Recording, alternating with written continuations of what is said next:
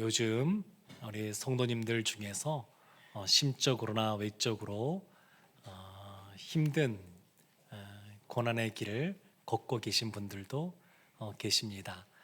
오늘 이 말씀이 하나님의 자녀인 우리 모두에게 주어지는 은혜의 말씀이기는 합니다만, 특별히 쉽지 않은 힘든 광야의 길을 걷고 있는 우리 성도님들에게 위로와 격려와 힘이 되는 그러한 말씀이 되기를 바라는 마음으로 오늘 말씀을 전하고자 합니다.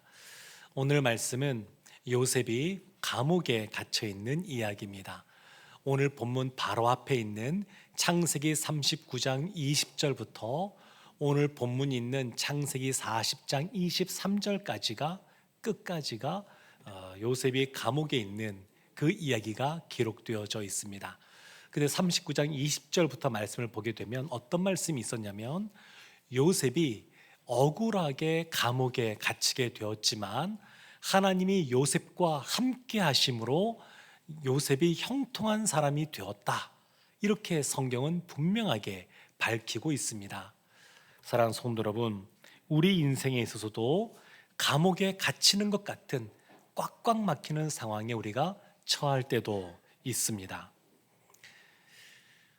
사회적으로 물의를 일으키는 어떤 이슈가 되는 사건들을 보게 되면 그 사람이 감옥에 갇히게 되면 사람들로부터 잊혀지는 경우가 많이 있는 것을 보게 되는데, 요셉이 억울하게 감옥에 갇히면서 그 보디발 집안에 있었던 다른 사람들로부터 잊혀진 사람이 되었습니다. 그러나 이와 같은 상황 속에서도 사람들에게는 잊혀져 갈지 몰라도 그런 감옥에서조차도 하나님은 요셉과 함께 하셨습니다. 그래서 우리도 삶 속에서 감옥과 같이 꽉꽉 막혀 있는, 앞뒤 좌우 도저히 뭔가가 보이지 않는 상황 속에 있다 한다 할지라도 하나님이 우리와 함께 하실 수 있다라는 것을 믿고 강건해지는 우리 모두가 되기를 주님의 이름으로 축원합니다. 믿음은 역전의 신앙입니다. 우리의 육신을 감옥에 가둘 수 있을지는 몰라도 우리의 기도와 우리의 찬양을 감옥이 결코 가둘 수가 없습니다. 우리가 어디에 있든지 하나님은 우리와 늘 함께 하신다는 것을 믿는, 함께 하신다는 것을 진정으로 믿는 우리 모두가 되기를 바랍니다. 이제 본문이 시작되는 40장 내용을 살펴본다 그러면, 요셉이 감옥에 갇혀 있습니다. 그런데 어느 날 그 애굽의 바로에게 범죄한 그 애굽의 실세, 왕이 친애하던 측근인 두 사람이 감옥에 오게 됩니다. 한 사람은 술 맡은 관원장이고 또 한 사람은 떡 굽는 관원장입니다. 술 맡은 관원장이나 떡 굽는 관원장이나 왕이 먹는 음식에 누군가 독을 탈 수도 있었기 때문에 이런 사람들은 왕이 아주 신뢰하는 사람들을 세웁니다. 그러니까 이 사람들은 측근 중에 측근이라고 할 수 있는 사람들입니다. 이 술 맡은 관원장은 왕과 함께 술을 마시기도 하면서 국정을 논하던 사람이었기 때문에 오늘날 말하면 대통령 비서실장 같은 그러한 사람이었고, 이 당시엔 제사도 많았는데 제사 지낼 때 많은 음식들을 이렇게 올려놓고 했었습니다. 그래서 떡 굽는 관원장은 이와 같이 제사 같은 걸 담당하던 조선시대 때 예조 판서 같은 그러한 지위라고 볼 수가 있습니다. 근데 보면 이 권력 자체가 아주 중앙 집권 쪽으로 딱 모여 있는 그러한 정치 체계일수록 그 통치자에게 가까이 있는 사람들이 훨씬 큰 그러한 권세를 누렸습니다. 소위 문고리 권력이라 그러죠. 그러니까 황제 옆에 있는 사람들이 그 사람의 어떤 지위와 상관없이 굉장히 강력한 힘을 발휘하던 그러한 상황이었습니다. 그런데 그들이 요셉이 갇혀 있는 친위대장 보디발의 집에 있는 감옥에 그들이 오게 되었습니다. 그래서 친위대장인 보디발이 이들을 신경 씁니다. 왜냐하면 이들이 다시 복권될 수도 있으니까. 그리고 원래 친위대장도 황제의 측근 아니겠습니까?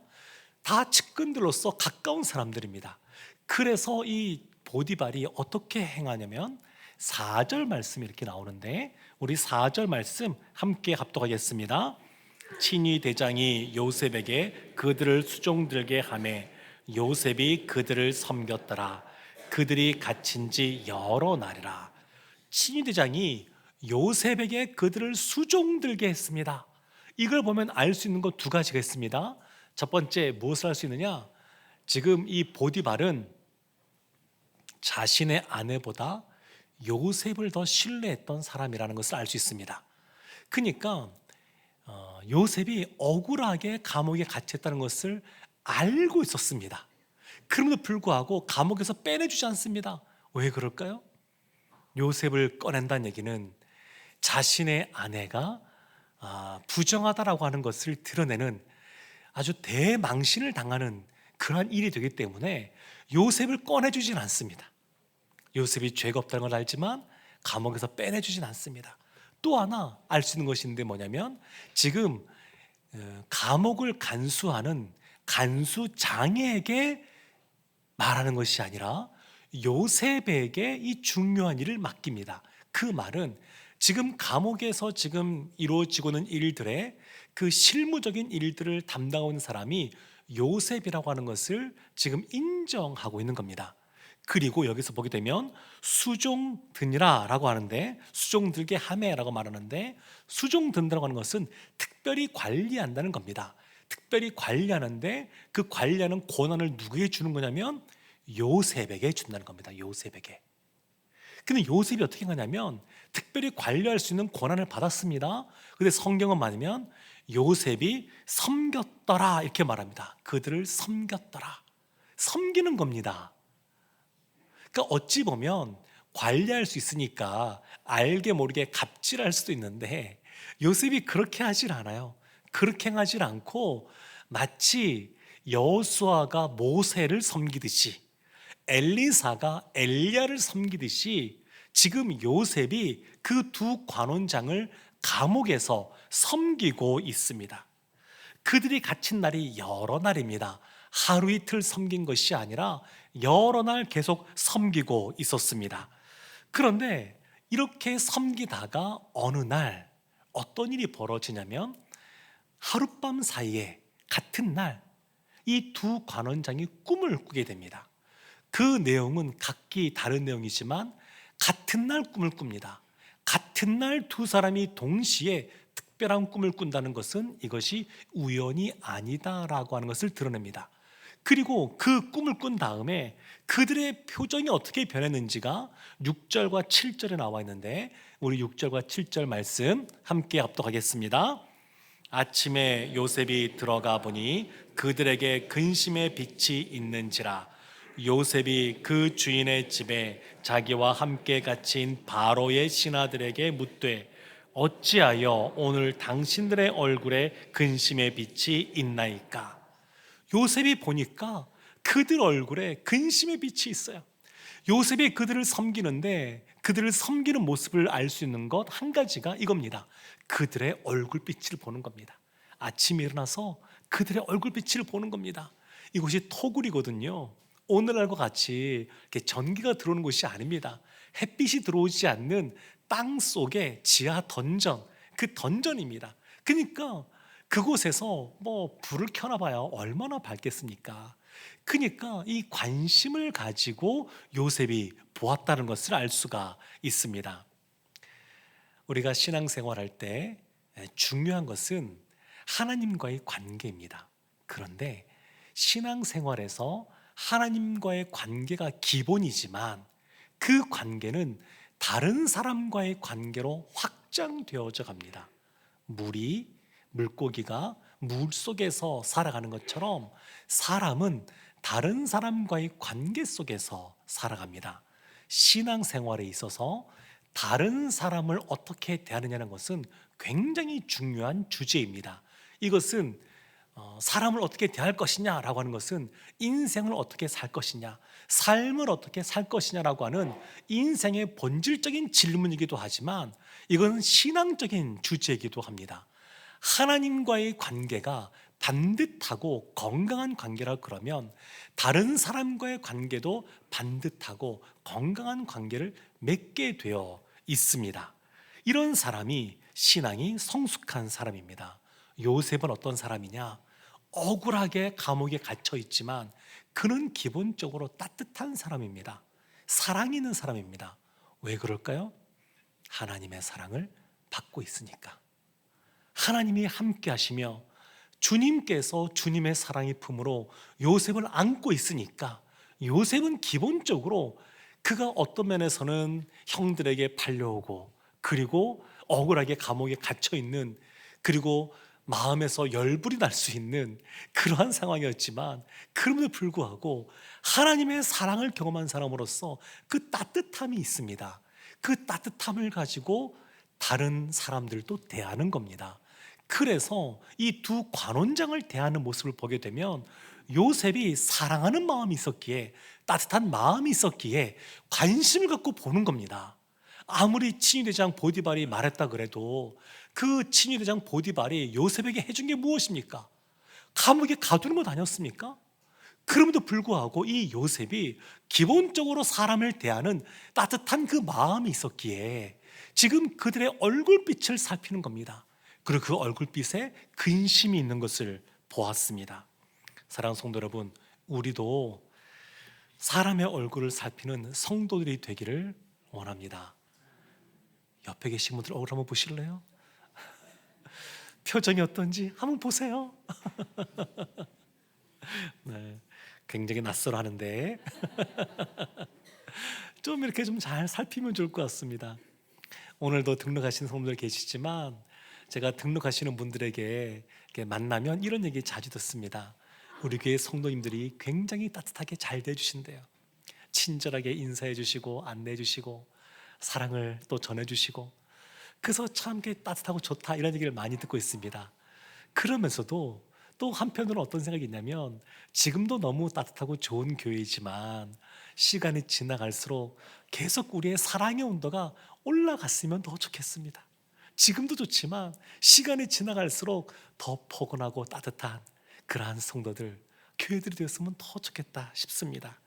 사랑하는 성도 여러분, 때로는 옆에 있는 지체들의 얼굴을 볼 때 그 얼굴에 근심의 빛이 보인다. 그러면 그냥 다가가셔서 손도 잡아주시고 그리고 기도해 주겠다 이렇게 말씀해 주시면 참 좋을 것 같습니다.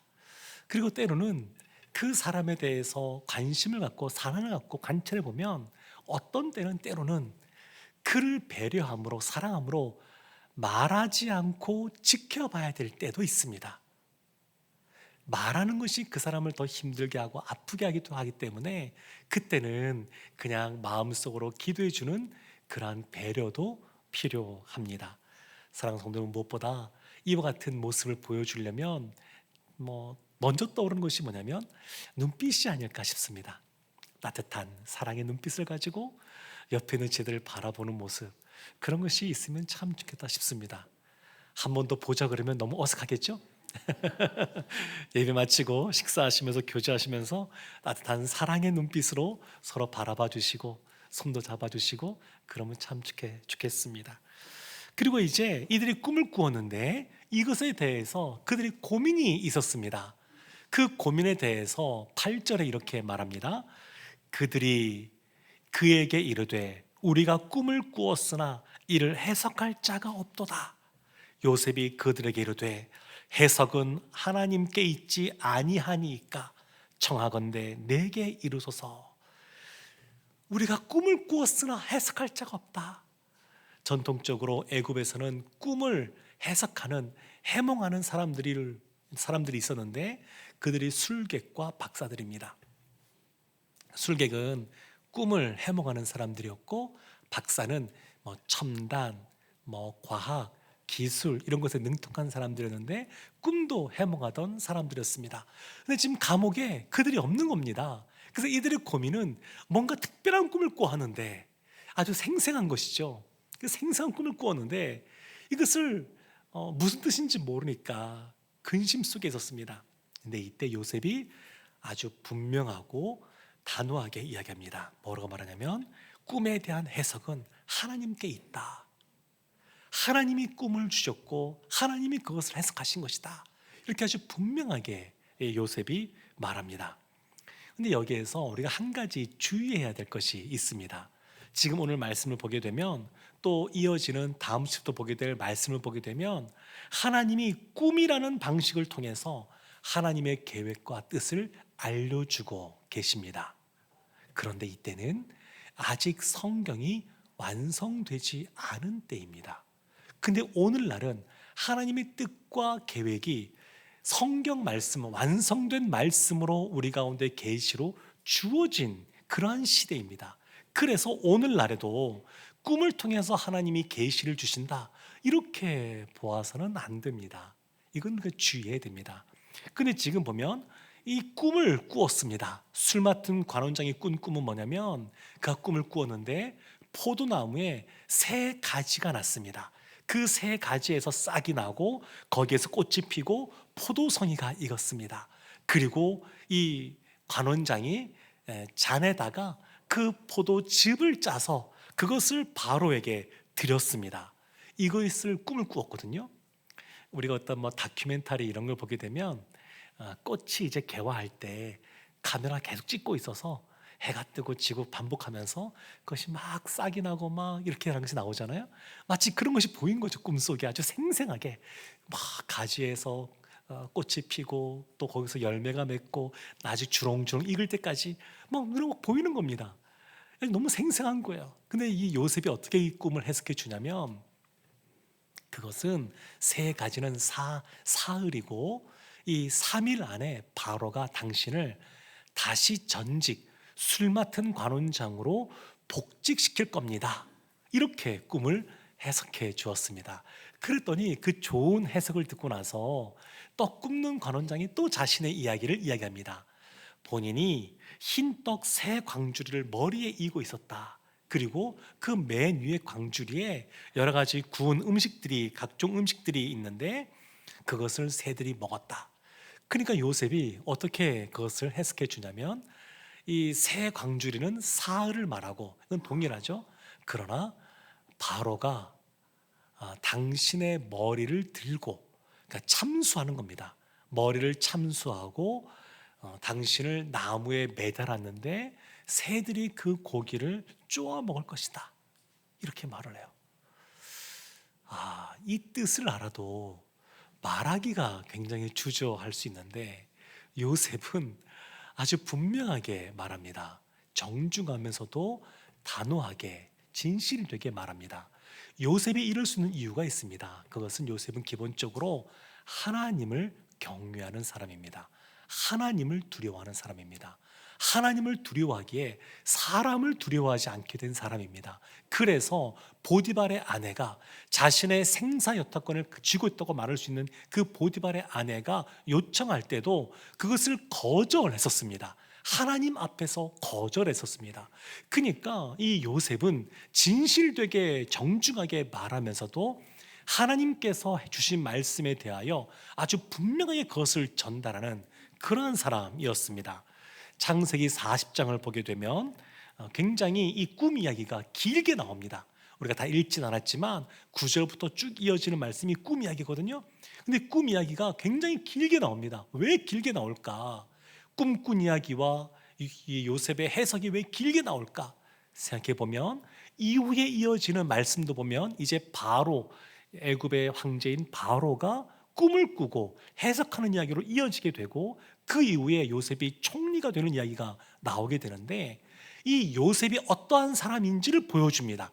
요셉은 하나님이 함께 하심으로 하나님께 감동된 자라고 하는 것, 그리고 꿈꾼 사람도 자신의 꿈이 무슨 내용인지 모르는데 이 요셉은 그 꿈을 해석해주고 풀어주는 지혜와 명철 있는 사람이라고 하는 것, 그리고 이 요셉이 해석해 준 대로 그것이 이루어지는 것을 보게 되는데, 이걸 통해서 요셉은 하나님의 계시를 받는 자라고 하는 것, 그것을 이 본문이 우리에게 보여주고 있습니다. 근데 요셉은 생각보다 굉장히 감각이 뛰어난 사람이었던 것 같습니다. 그래서 이제 그 술 맡은 관원장의 꿈을 해석해 주면서 그가 한마디를 덧붙입니다. 그 내용이 14절 15절에 나옵니다. 우리 이 말씀 함께 합독하겠습니다. 당신이 잘 되시거든 나를 생각하고 내게 은혜를 베풀어서 내 사정을 바로에게 아뢰어 이 집에서 나를 건져 주소서. 나는 히브리 땅에서 끌려온 자요 여기서도 옥에 갇힐 일은 행하지 아니하였나이다. 요셉이 나름 청탁하고 있습니다. 당신이 잘 되시거든 이 집에서 나를 건져 주소서. 이런 기회가 자주 오지 않거든요.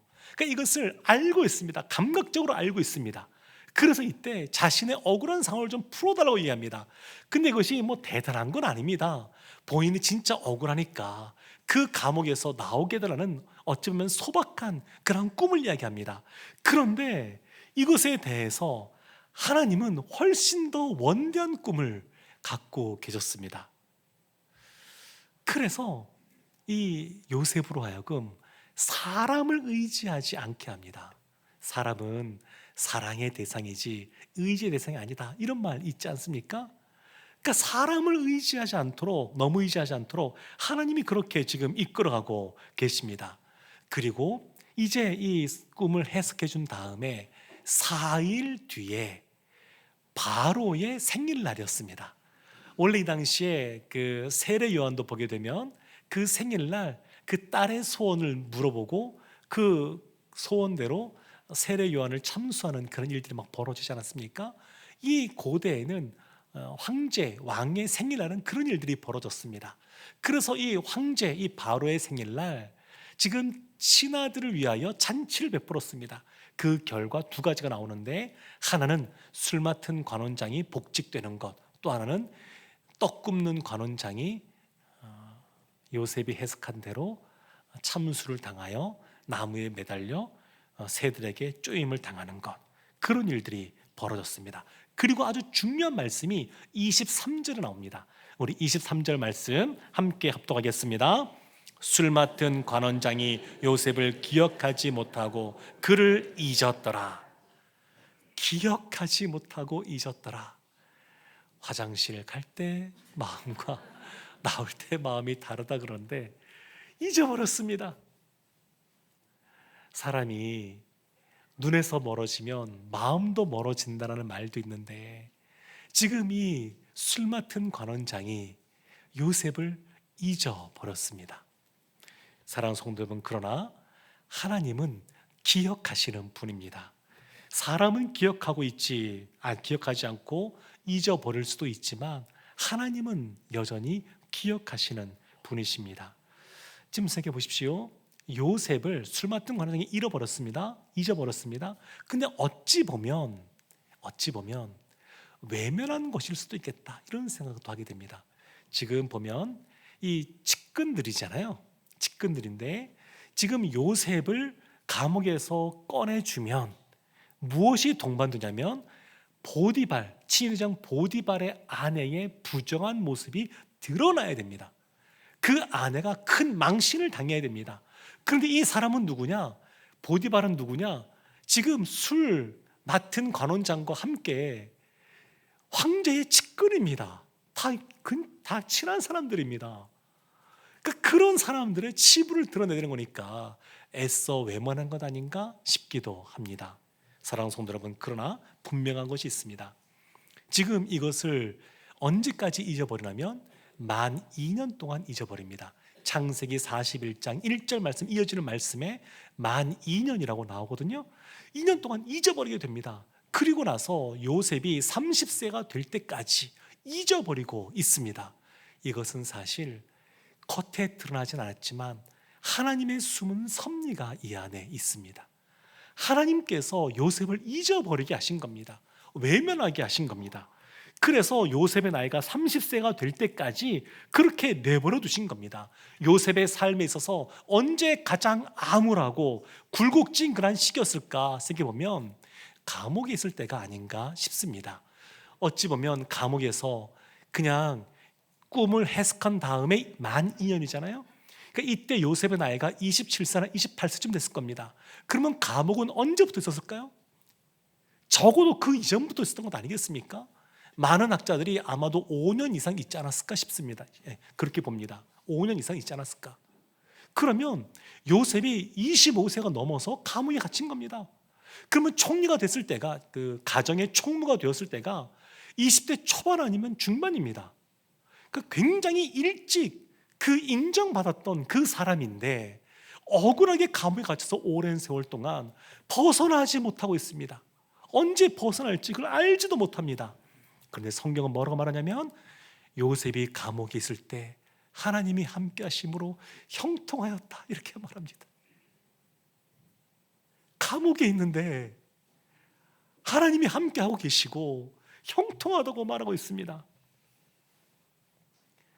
형통함에도 불구하고 하나님이 요셉을 감옥에서 꺼내주지 않으십니다. 그 감옥에 내버려 두십니다. 우리의 삶에도 감옥이 있을 수 있습니다. 하나님은 그 감옥 안에서 우리의 기도에 응답하시지만 그 감옥에서 벗어나게 해달라고 하는 기도에 대해서는 응답하지 않으실 수도 있습니다. 요셉은 그 시간을 만 2년 되는 시간을 더 가졌습니다. 요셉의 스토리를 통해서 우리가 배울 수 있는 하나님의 보호하심이 있는데, 하나님의 보호하심은 고난으로부터의 보호하심이 아니라 고난 가운데서의 보호하심이 많이 있다라는 겁니다. 아예 고난이 안 오게 하는 그런 보호하심이 아니라 고난 가운데서도 하나님이 함께 하시고 하나님이 보호해 주시는 그러한 은혜, 그러한 것들을 많이 경험하게 하십니다. 다윗이 이 답답한 상황 속에서 하나님께 부르짖은 내용들이 있습니다. 시편 13편 1절 말씀인데 우리 말씀 한번 함께 합독하도록 하겠습니다. 여호와여, 어느 때까지니까 나를 영원히 잊으시나이까? 주의 얼굴을 나에게서 어느 때까지 숨기시겠나이까? 요셉이 이렇게 기도가 잘했을까요? 여호와여, 어느 때까지니까? 하나님, 어느 때까지 제가 기다려야 됩니까? 왜 제게 얼굴을 숨기십니까? 다윗만이 아니라, 요셉만이 아니라 오늘날에도 주님 앞에서 살아가는 우리들에게 하나님이 이렇게 행하실 때가 생각보다 많이 계십니다. 그러나 분명한 것은 잊혀진 것 같은 시간 속에 숨겨진 하나님의 섭리가 있습니다. 하나님은 이 시간들을 통해서 그 섭리를 우리가 깨닫기를 원하십니다. 사람은 실패하면 절망하고 성공하면 교만하기가 쉽습니다. 요셉의 나이 30세가 되었을 때에 그 대제국의 총리가 되었습니다. 벼락 출세한 겁니다. 벼락 출세한 사람이 어떻게 시간이 지나도 여전히 겸손함을 유지할 수 있었을까? 그것은 이와 같이 고난 속에 있을 때, 감옥 안에 갇혔을 때 부르짖어도 응답하지 않는 것 같은 그러한 시간을 보내면서 하나님 앞에서 다듬어지고, 그리고 그것을 겸손하게 나갈 수 있는 내공이 쌓였다라고 볼 수가 있습니다. 이사야서 55장 8절과 9절에서 하나님은 이렇게 우리에게 말씀해 주고 계십니다. 이는 내 생각이 너희의 생각과 다르며 내 길은 너희의 길과 다름이니라. 여호와의 말씀이니라. 이는 하늘이 땅보다 높음 같이 내 길은 너희의 길보다 높으며 내 생각은 너희의 생각보다 높음이니라. 아멘. 사랑하는 성도 여러분, 하나님은 우리보다 훨씬 높으십니다. 우리보다 훨씬 고수이십니다. 우리의 생각과 너무 다른다 한다 할지라도 하나님의 생각이 옳습니다. 우리가 이해되지 않아도 하나님이 나를 이끌고 계시다고 하는 것을 믿는 것, 이것이 믿음입니다. 이것이 믿음입니다. 하나님의 말씀은 결코 땅에 떨어지지 않습니다. 사랑하는 성도 여러분, 저는 우리 모두가 다 하나님이 함께 하심으로 형통한 삶을 살기를 원합니다. 그런데 더 중요한 것이 있습니다. 그것은 복받을 만한 그릇이 되는 겁니다. 그릇이 되지 않은데 복을 누리면 그 복이 독이 되곤 합니다. 그래서 그릇이 만들어져야 됩니다. 하나님은 감옥 같은 고난 속에서 우리의 그릇을 빚어가실 때가 많이 있습니다. 감옥 안에 있든 감옥 밖에 있든 늘 주님과 동행하는 우리 모두가 되기를 주님의 이름으로 축원합니다. 아멘.